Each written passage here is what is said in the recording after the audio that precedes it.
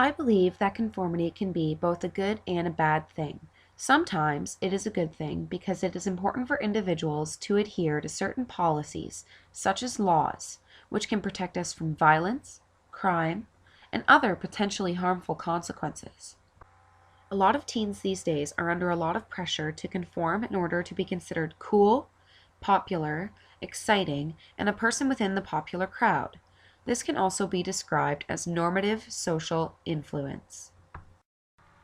Normative social influence can be defined as the influence of other people that leads us to conform in order to be liked or accepted by them.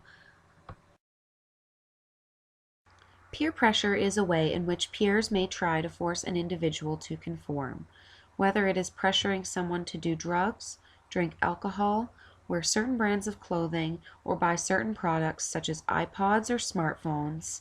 The pressures to conform to a certain standard of what is considered to be cool are everywhere. Sometimes, if we aren't quite sure how to act in a certain situation, we look to other people for information and copy what they do. This is often referred to as informational social influence, or social proofing. Social proofing can be defined as the human tendency to believe that others around them might know more than they do, and thereby making decisions based on what others are doing, particularly as more people lean toward one behavior, decision, or purchase. Social proofing can be seen everywhere in today's society. It can be as harmless as waiting to see if a classmate raises their hand before you do, or laughing if somebody else decides to laugh. It is also widely used on websites, in advertisements, and on television in an attempt to gain interest, make money, and to promote products. It is beneficial to know different methods of advertising before making any important or pricey purchases. Some companies don't necessarily care about the quality of their products. It's all about the quantity that they sell and the money that they're able to make. The pressures to conform seem to be everywhere, and things probably aren't going to change. Naturally, people want to fit in and be considered part of a social in-group. So, how are we able to maintain our individuality without becoming an outcast? I believe that by being aware of the different types of conformity and being able to recognize peer pressure is a step in the right direction. Don't be afraid to say no to things that you may not want to do.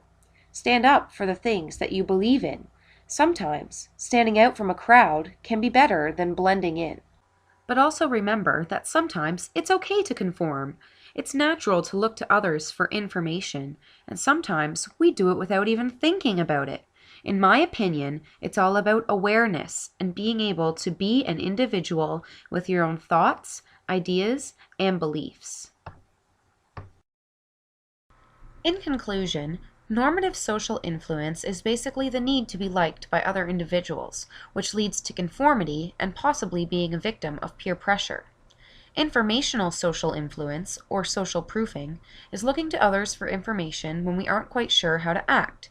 It can also be seen in many of today's advertisements and on almost every website. Being aware of the different forms of conformity will allow you to make informed decisions and be the exact person that you want to be.